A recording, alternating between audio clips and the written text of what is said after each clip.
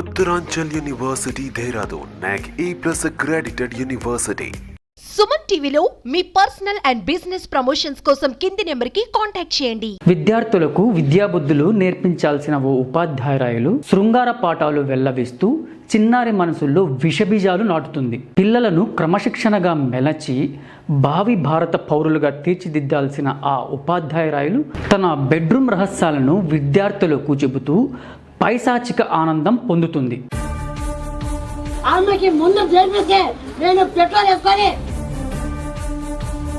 మా బిడ్డలకి బాత్రూమ్ పోయినప్పుడు ఫోటోలు తీస్తుంది, ఫేస్బుక్ లో పెడుతుంది.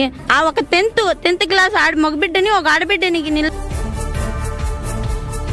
ఎవరికి ఇక్కడ ఇష్టం లేదు. ఆమె ప్రవర్తన బాగుంటే ఇంత దూరం వెళ్ళదు కదా సార్.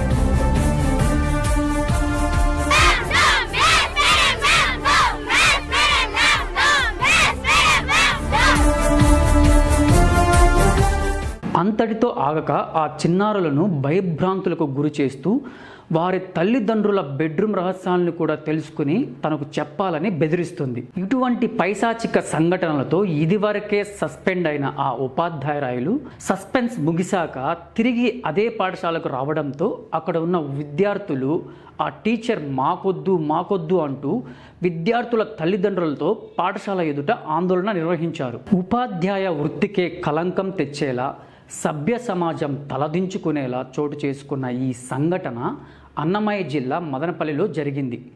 ఇందుకు సంబంధించిన వివరాలను విద్యార్థులను తల్లిదండ్రులను అడిగి తెలుసుకునే ప్రయత్నం చేద్దాం. ఆమెకి ముందు జరిపితే నేను పెట్రోల్ వేసుకొని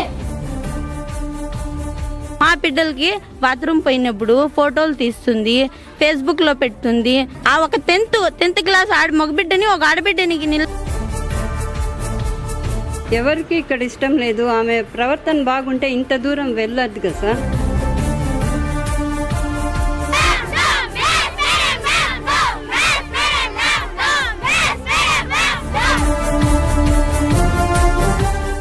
అమ్మ చెప్పండి, ఏం జరిగింది అసలు? అందరికీ నమస్కారం సార్.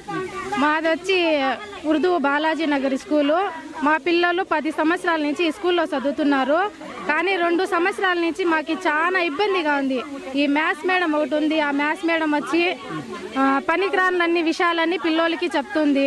బెడ్రూమ్ విషయాలు, తన హస్బెండ్ గుడ్డలు తీసుకొని వస్తే, డబ్బులు తీసుకొని వస్తే అందరికీ పిల్లోలకి చూపిస్తుంది. ఇట్లా చేసుకోవాలా, అట్లా చేయాలా అంటారు.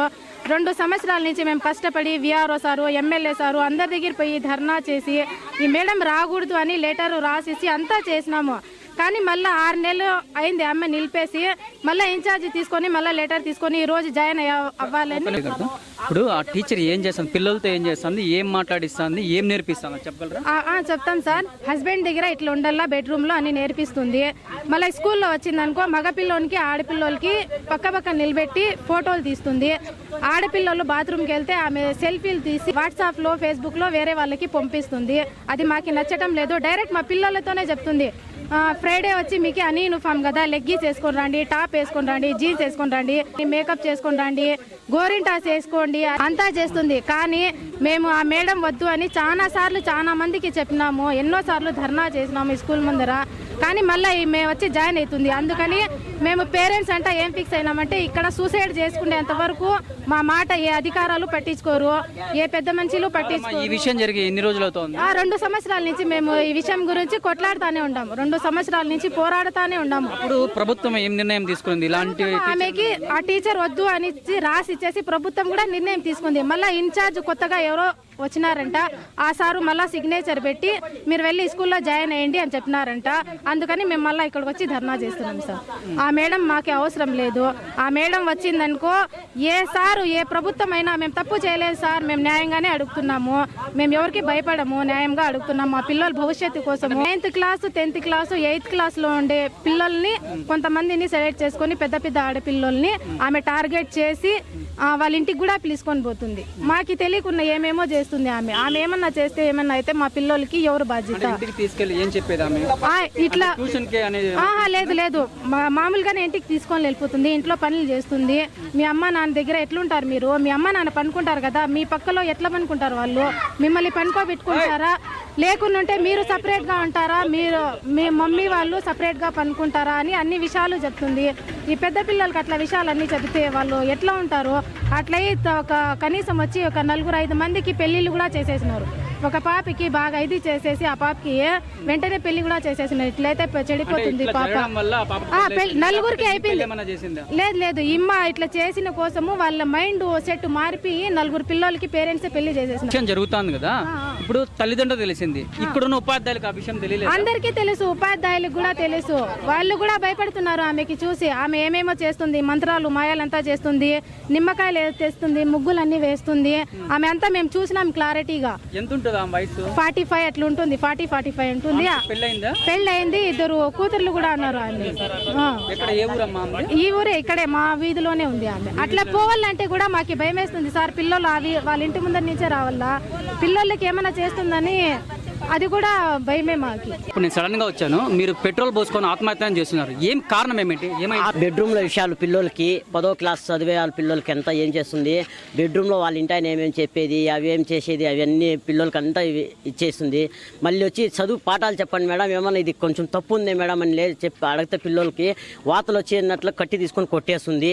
మీరేం చదువుతా అనేది మీ అమ్మ మీ నాయనకి చెప్తారా? మాకేం భయం లేదు, మాకు ఎంతో మంది ఉన్నారు, మాకు ఎంతో తెలిసిన వాళ్ళు ఉన్నారు, ఏమి ఎక్కడికైనా పోతాము, ఏడైనా కొట్టిచ్చేస్తాం మీకు అని చెప్పి ఇట్లా వార్నింగ్లు చాలా ఇచ్చింది. ఆమె మాకు వద్దు అని మేము కలెక్టర్కి ఇచ్చినాము, పై అధికారులు అందరికీ ఇచ్చినాము.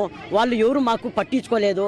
ఈ ఎమ్మెల్యే, ఇప్పుడు ఉండే ఎమ్మెల్యే అయితే ఆయన దగ్గర ఎన్నోసార్లు మేము పోయి కాలు పట్టుకున్నాం. సార్ మా పరిస్థితి ఇట్లా అయింది, మా పిల్లల పరిస్థితి ఇట్లా అయింది అంటే మీ సమస్యలు ఏమన్నా ఉంటే ఆ మేడం దగ్గర లెటర్ ఎత్తుకొని రాండి, ఆ లెటర్ తీసుకొని నేను చూసి చెప్తానన్నాడు. అంటే మీరు ఆ సమస్యను ఏ విధంగా వివరించారు వాళ్ళకి, ఎమ్మెల్యే గారు? అదే ఇది చెప్తానమ్మే, డీటెయిల్ ఎట్లా జరిగింది అట్లే విషయాలు ఆయన కూడా చెప్పినాం, ఆమెకు కూడా చెప్పినాము. ఆయన ఏం చేసినాడు, తీసుకున్నారు లెటర్. సరే మా నేను ఇది పద్దన్నే చెప్తాను, 2 వారాల తర్వాత ఒక గ్యాప్ ఇండి మాకు అని చెప్పినాడు ఇంజనీర్ సార్. సరే అని మేము వచ్చినాము. మళ్ళీ 2 రోజుల తర్వాత పోతే ఆయన అదే మాట అన్నాడు, పోయి ఏమన్నా చేసుకొని నాకు సంబంధం లేదు అని చెప్పినాడు. ఇప్పుడు మా మాట మీద వచ్చినాడు, మేము వచ్చేసినాము. ఇది జరిగి 1 సంవత్సరం అయింది. మా పిల్లలకు బెదిరించేస్తుంది, మా పిల్లలు వచ్చి మాకు చెప్పరు. మళ్ళీ బయట వాళ్ళు ఎవరన్నా వచ్చి చెప్తారు, అంకుల్ మీ కూతురికి ఇట్లా బెదిరించింది, మీ కొడుకు ఇట్లా బెదిరించినారు, ఆమె ఏమన్నా పాఠాలు చెప్పమంటే పాఠాలు చెప్పదు, కాలు మీద కాలు వేసుకొని ఊగించుకుంటుంది. మళ్ళీ వచ్చి గోరింటాకు 7 ఇంచి 7 పెట్టుకుంటారు. వాళ్ళు ఇంగ్లీష్ వాళ్ళు రాసుకుంటారే, ఈడు రాసుకుంటుంది ఇట్లా ప్యాంట్లు వేసుకొని రాండి, ఇట్లా డ్రెస్సులు వేసుకొని రాండి, ఓని ఉండదు ఒళ్ళు మీద, ఇంటికి ఎరేసుకొని వస్తుంది. మేడం అదే నా పద్ధతిగా వచ్చేది. ఆమె హాఫ్ డ్రెస్ వేసుకొని వస్తుంది, డ్రెస్ సరిగా ఉండదు. ఆమె వచ్చేది హైట్ చెప్పులు వేసుకొని ఏదో ఇంజనీర్ మాదిరిగా వచ్చి పాఠాలు చెప్పేకి వస్తుంది. ఆ పిల్లలు ఏమన్నా పాఠాలు చెప్పినా కూడా అడిగినా కూడా ఒకరు కూడా చెప్పరు. बाथरूम में इसमें जाको माँ बाप को बोलने को गति है, एक बार से माँ बाप को बोले तो भी చుమరే లేతి హై, మారుతి హై. మామూలుగా చదువు రాకపోతే కొట్టే టీచర్ ఉంటారు, మంచి వాళ్ళు ఉంటారు. ఈమె ఎందుకు ఇట్లా మిస్బిహేవ్ చేస్తుంది? ఏమో ఆయనకి ఏమన్నా అది क्या तो भी जरूरत है क्या कि न तो उसे खुशी मिलती है क्या कि ऐसा लोकांग बच्चा का ऐसा टिक टाक कर को ऐसा करे तो कभी के उसे क्या तो भी अच्छा ये होना के खातिर कर लेती है क्या कि वो अल्लाह कुछ मालूम है. जरूरत ही नहीं, उन्हें ब्लैकमेल करती है न कुछ ना कोई स्कूल में न को ने. మేడం నమస్తే మేడం. మేడం యాక్చువల్గా 2 సంవత్సరాల క్రితము ఒక మేడం వల్ల ఒక పిల్లల పట్ల మిస్బిహేవ్ చేసింది. సో ఆమెను ఎట్లా తిరిగి సస్పెండ్ చేశారు. సస్పెండ్ చేసిన తర్వాత మళ్ళీ ఇదే స్కూల్కి మళ్ళీ వస్తుంది.